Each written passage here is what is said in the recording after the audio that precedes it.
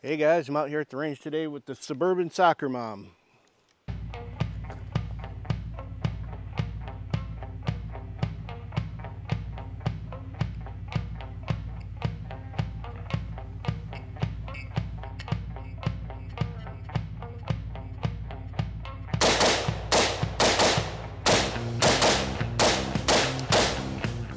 Now I know you're wondering, why would you name a rifle the Suburban Soccer Mom? Well, because it's 50 Shades of Gray. You know what I'm saying. Yeah, you do. So this started out with the Greyman set that Timber Creek sent out to me. Handguard, you got your dust cover door, you got most of your controls here, charging handle. That was the basis for the build. Then my buddies at Live Free Armory gave me a discount on the receiver set, and they sent some sweet personalized swag for me. You know you've made it big when they're making shirts just for you. HIPERFIRE sent me the sweet competition trigger. You're going to see that when I start shooting. It is fantastic. And then LOK Grips was kind enough to send me not one, but 2 sets of grips for this, so I could add another shade of gray on here. Let's put some rounds down range, then I'll go over everything over there at the table.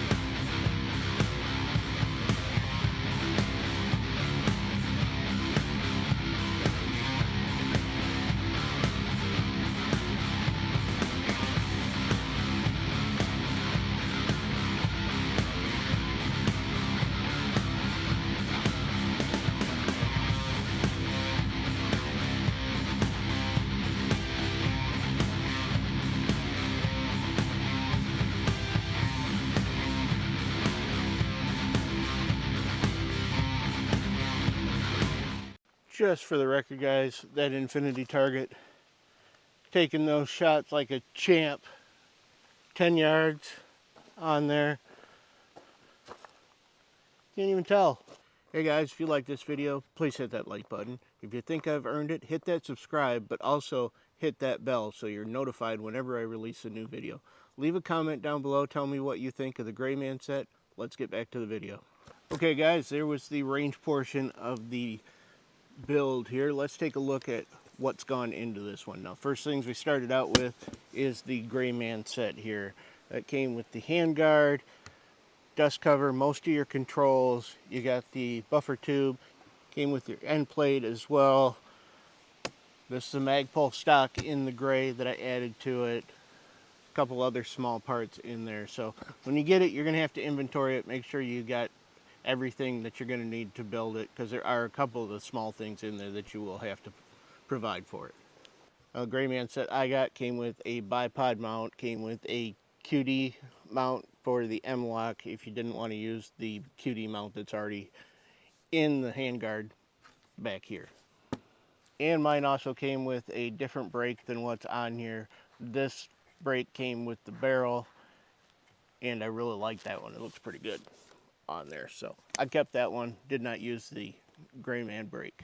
Now, as you can see with the Greyman, you got some nice knurling back here. It actually does carry up along the whole side, covered up here with the rail covers on, but you are knurled all the way up the side of this thing, the same pattern that's right here.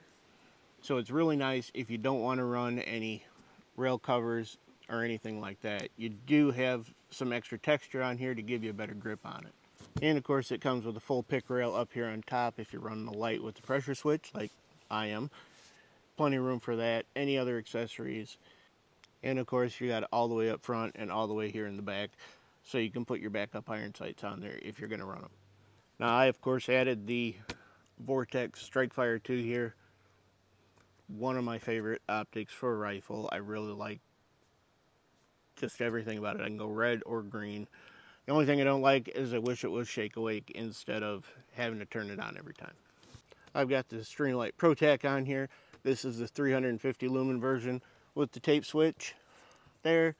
Momentary on this. You've got your clicky button up here to turn it on full time. I've got the Slate Black Industries rail covers on here and the hand stop in the gray to match the build.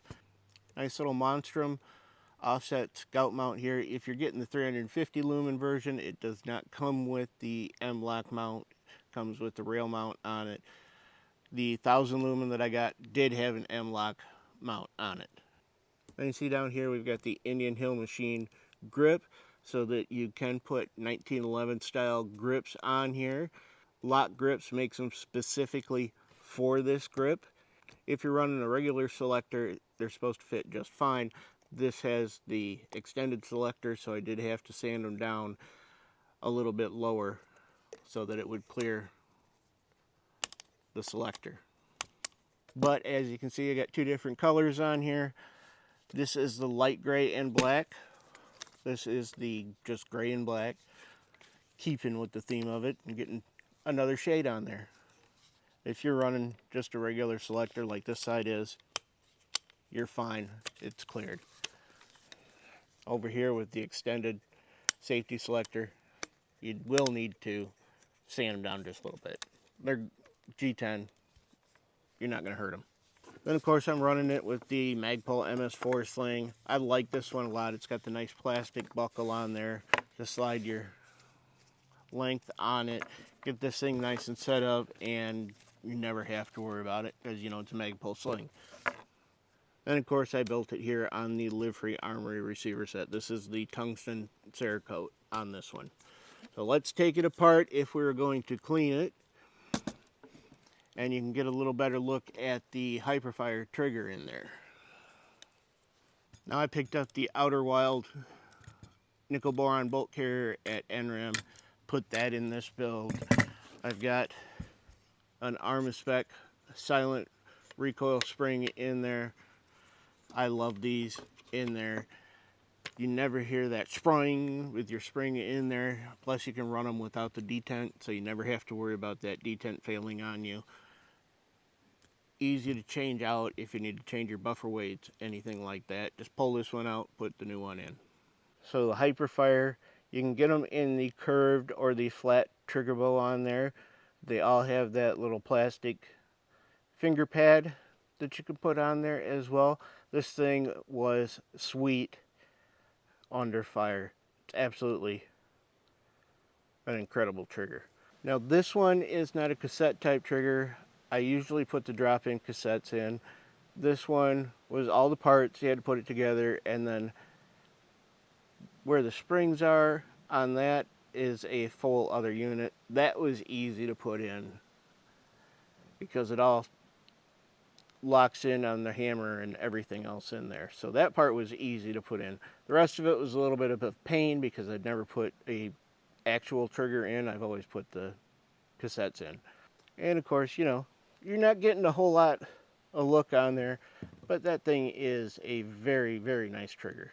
And they did send it with 2 sets of springs. I chose to go with the heavier set. I could put the other set on there and even lighten this up a little bit if I wanted to. Give you a little idea of that HIPERFIRE trigger.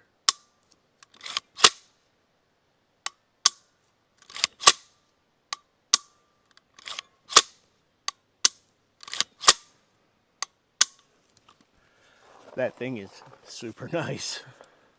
There you go, guys. There is the Suburban Soccer Mom because it's 50 Shades of Gray. Thanks Timber Creek for sending out the Enforcer set. LOK Grips for sending me 2 sets of grips for this, knowing full well that I'm only going to use one of them, or, you know, in this case, one side of each set. HIPERFIRE for sending out that absolutely amazing trigger. I wish you guys could actually feel this. If you get a chance to try out a HIPERFIRE trigger, I highly recommend it because that thing is super sweet. So all in all, this one turned out to be a fun little build on here. I like how it turned out. Definitely with all the different shades of gray. If I ever have to get out there in the urban jungle and use this, it's already built-in camouflage. So we're good to go. Thanks for checking out this video. I'll catch you guys on the next one.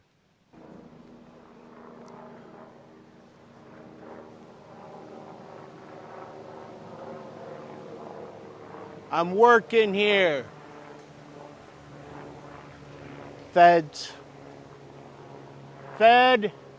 Get out of here, Fed boy.